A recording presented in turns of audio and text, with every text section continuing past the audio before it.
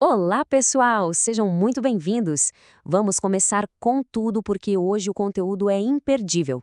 Este episódio é baseado no caderno de estudos elaborado pelo professor Dr. Marcelo Lessa, idealizador e mentor do projeto ENAC Turbo. Nossa missão hoje é destrinchar o caderno de número 19, cujo tema é o Registro Civil das Pessoas Naturais, com foco total em documentos estrangeiros. Olá a todos, é isso aí. E quem resolve questões de alta complexidade sabe muito bem que esse assunto costuma assustar muita gente. Afinal, a gente está lidando com regras de soberania nacional, circulação de documentos de fora do país e várias inovações recentes do CNJACA. Mas podem ficar tranquilos. O raciocínio vai ser construído passo a passo, de um jeito bem lógico, graças à metodologia genial do professor Lessa. Preparem-se para anotar as maiores apostas da FGME. E claro, para iniciarmos com a mente afiada e o foco no lugar certo, o professor Lessa sempre nos presenteia com uma palavra de sabedoria na abertura dos cadernos. Hoje temos Salmos 46, versículo 1. Deus é o nosso refúgio e fortaleza, socorro bem presente nas tribulações. Uma passagem simplesmente perfeita para quem estuda em alto nível. A gente sabe que a jornada até a aprovação, especialmente para cartório, tem seus momentos de pura tribulação, né? Aquelas dúvidas, o cansaço. Mas manter essa base de força e tranquilidade é o que garante a consistência. Então, bora absorver essa energia e entrar de cabeça no RCPN. E para todo mundo se situar, aqui vai o roteiro do nosso episódio. Vamos passar por 5 blocos cirúrgicos. O primeiro é a barreira da autenticidade. Depois vamos entender a dinâmica entre o SPN e o RTD. Na sequência, o bloco 3 aborda divórcios e omissões. Depois, entramos no bloco 4, que é praticamente um campo minado de pegadinhas da FGV e atualizações fresquinhas. E a gente fecha com o nosso indispensável fichamento estratégico. Sem mais demoras, vamos direto para o bloco 1, a barreira da autenticidade. Olha só, a circulação internacional de papéis é, antes de tudo, um desafio à nossa soberania. O Estado brasileiro não vai simplesmente pegar um papel emitido lá fora e aceitar como verdade absoluta, concorda? Como o professor Lessa pontua muito bem no caderno, qualquer documento estrangeiro precisa passar por uma espécie de guarita para provar sua origem. Exatamente. E hoje nós temos duas realidades convivendo. De um lado, a regra clássica, que é a legalização consular. Essa é para aqueles países que não assinaram a Convenção da Haia. É um processo bem burocrático, uma verdadeira cascata de carimbos até chegar ao consulado brasileiro lá fora. Mas do outro lado, temos a grande revolução moderna, a apostila da Haia. Perfeito. Para os países signatários, a própria autoridade local estrangeira emite um certificado de autenticidade, que é a famosa apostila. Chegou aqui no Brasil apostilado e com a tradução maravilha, tem validade. Só que tem uma pegadinha gigante aqui que as bancas amam. A apostila não extinguiu a legalização consular no mundo inteiro. Se o país não for signatário, a gente volta para a regra clássica, sem choro. Agora, atenção máxima para essa exceção absoluta que o caderno traz e que é chover na prova. O que a gente faz com os documentos consulares brasileiros?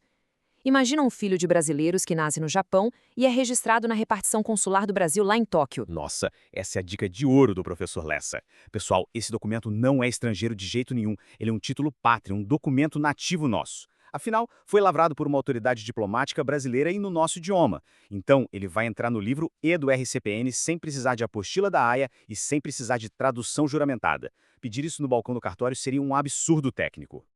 Dando sequência, entramos agora no bloco 2, a fronteira entre o RCPN e o RTD. Bom, o documento gringo cruzou a fronteira e a gente já validou a origem. E agora? Qual é a jornada dele aqui dentro do Brasil? O projeto ENAC Turbo ensina a ter essa visão de todo o sistema. Basicamente, existe um pedágio na lei brasileira para que esses papéis tenham efeitos patrimoniais contra terceiros, o famoso efeito erga omnes. E a catraca desse pedágio se chama Registro de Títulos e Documentos, o RTD. Mas vamos por partes. O passo 1 é sempre a tradução juramentada para o português, feita aqui. Ponto. O passo 2 é quando estamos lidando com o estado civil puro, por exemplo, uma certidão simples de casamento lá da Itália. Ela pula o pedágio do RTD e vai direto para o livro E do RCPN. Isso, mas o passo 3 muda o jogo. E se for um pacto antenupcial alemão, cheio de regras de partilha de bens?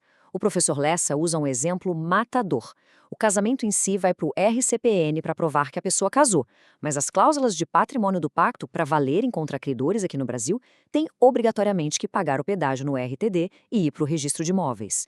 O RTD é o grande guardião da eficácia contra terceiros. Apresentador 1, e puxando o gancho da tradução, tem um alerta no material que é bom gravar na mente. Na Europa, é muito comum termos aquelas certidões plurilíngues, com campos em inglês, francês, espanhol. Aí vem a FGV e cria a seguinte historinha. Se o oficial do cartório for fluente nesses idiomas, ele pode dispensar a tradução? Jamais, nunca caiam nessa. A barreira do idioma oficial é inegociável. Mesmo que o registrador seja poliglota, se o documento não estiver nativamente em língua portuguesa, a tradução pública juramentada é 100% obrigatória. Pensa bem, aquele papel vai ficar arquivado por décadas. Qualquer pessoa no futuro tem que conseguir ler aquilo no nosso idioma. Seguindo em frente, vamos para o bloco 3, que é super prático: divórcios e omissões. A realidade do balcão de cartório é lidar com documento incompleto e situação enrolada, não tem jeito. E o CNJ vem trabalhando bastante para desburocratizar as coisas sem rasgar a nossa soberania. O caderno divide muito bem como a gente lida com divórcios que vêm de fora, baseado no Código Nacional de Normas. De um lado, nós temos o chamado divórcio puro. Se a sentença lá de fora apenas decreta o fim do casamento de forma amigável, sem bens do Brasil e sem filhos menores envolvidos, o caminho é o balcão. Vai direto para o RCPN fazer a averbação extrajudicial. Agora, do outro lado, mora o perigo, o divórcio qualificado. Se aquela decisão gringa fala sobre quem vai ficar com apartamento no Brasil ou mexe com pensão e guarda de menor, o oficial do cartório aciona o freio de mão na hora. Isso impacta a ordem pública e exige proteção. Nesse cenário, o papel não entra no cartório sem antes passar pelo Superior Tribunal de Justiça, o STJ, para fazer a homologação de decisão estrangeira. É uma trava de segurança. E por falar em travas, o caderno disseca um problema que é a cara das provas práticas.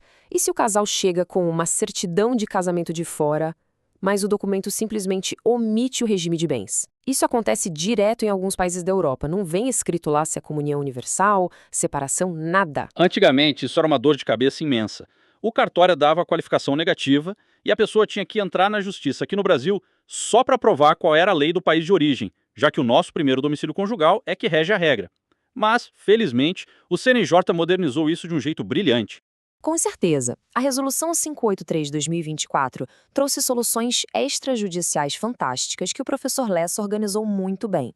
Você pode provar a lei do outro país trazendo uma certificação de 2 advogados estrangeiros, ou uma declaração do consulado deles, ou até a lei pura traduzida. Mas o pulo do gato prático mesmo é a declaração da nossa representação consular brasileira. É o que mais salva a vida no balcão. Casou na França e não tem regime na certidão, a pessoa apresenta uma declaração oficial do Consulado do Brasil lá na França, atestando qual é a norma local. O oficial do RCPN lê, acolhe e averba o regime correto na hora. Fim do problema sem gastar anos na justiça. Chegamos no momento mais tenso e aguardado. Bloco 4, com as pegadinhas da FGV e atualizações. A hora de enfrentar os grandes chefões da prova. Pois é, as bancas não querem saber se a gente decorou a regra básica de 10 anos atrás. Elas vão nas feridas, nas inovações de 2024 e naquelas que já estão projetadas para 2026. E o caderno traz um questionamento que até pouco tempo atrás era impensável. É possível fazer divórcio em cartório se o casal tiver filhos menores de idade? Há pouquíssimo tempo, qualquer candidato responderia com um sonoro não. Afinal, tem criança envolvida, vai direto para o juiz. Mas a desjudicialização está voando no Brasil. Exato. Hoje a resposta é sim, graças à Resolução 571 de 2024 do CNJ. É um verdadeiro quebra de paradigma, mas cuidado com a pegadinha. O divórcio pode ser feito no tabelionato com menores envolvidos, desde que exista um requisito de ouro. As questões da criança, guarda, pensão, visitação, já têm que ter sido resolvidas antes por um juiz. Apresentador 1. O tabelião de notas não vai discutir no balcão quanto a criança vai receber de pensão. Mas se as partes chegam lá e dizem, olha, a guarda já está resolvida lá na vara de família, aqui está a sentença, a gente só quer acabar o casamento e dividir o carro. Aí pode. E a dica mestra do professor Lessa é, a escritura pública tem que fazer menção expressa ao número desse processo judicial. Sem isso, continua barrado no extrajudicial. Apresentador 2. Tem outra atualização importantíssima no material, regida pelo provimento 211, sobre o papel de segurança. Pessoal, o papel usado para a apostila da AIA e certidões virou questão de controle de Estado. O CNJ criou um sistema de rastreabilidade nacional implacável. É uma amarração total. Cada folha agora tem um ID único vinculado diretamente ao Código Nacional da Serventia do Cartório, o CNS.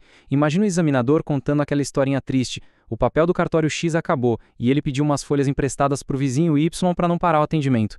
Isso é terminantemente proibido. Não existe ceder ou emprestar papel. E mais, se a folha amassar na impressora, o oficial é obrigado a reportar no sistema como item cancelado. Tem que bater o estoque certinho com o CNS, garantindo a máxima lisura contra fraudes. E finalmente chegamos ao bloco 5, nosso essencial fechamento estratégico. Apresentador 2 do Quem? Quem é aluno do projeto ENAC Turbo sabe que essa é a hora de consolidar tudo na memória com gatilhos rápidos. Vamos lá? Primeiro, a dupla camada alienígena. O documento estrangeiro exige autenticidade via AIA ou consulado e compreensão através da nossa tradução juramentada. Perfeito. Segundo gatilho, o pedágio do RTD. Se tem efeito patrimonial e precisa valer contra terceiros, o RTD é obrigatório. Se é só Estado Civil puro, vai direto e reto para a RCPN. Terceiro, nas omissões do nome dos avós em certidões lá de fora, resolve-se extrajudicialmente no balcão mesmo, usando a identidade brasileira dos próprios pais. Apresentador 2. Fechamento parte 2, na velocidade máxima. Divórcio consensual puro, sem bens, resolve no balcão. Mas se for divórcio qualificado envolvendo pensão e imóveis, o passaporte de entrada é a homologação no STJ. Apresentador 1. E não esqueçam da regra de ouro. Documento consular brasileiro é título nativo, é nosso. Portanto, a apostila da AIA e tradução estão sumariamente dispensadas. Por fim, a omissão de regime de bens no papel estrangeiro se resolve com uma simples declaração consular no balcão do RCPN, desburocratizando a vida do usuário. Apresentador 1. E com isso encerramos mais uma análise profunda e cheia de estratégia para provas. E fica a pergunta no ar. Qual deve ser o próximo assunto dissecado por aqui? Qual caderno do ENAC Turbo merece virar episódio? Deixem as sugestões aí. Apresentador 2. Podcast produzido a partir do conteúdo do projeto ENAC Turbo, sob autoria e orientação do professor Dr. Marcelo Lessa. Se esse conteúdo te ajudou, não esqueça de se inscrever no canal e ativar o sininho das notificações. Assim, o YouTube te avisa imediatamente assim que o próximo resumo for liberado. Até a próxima!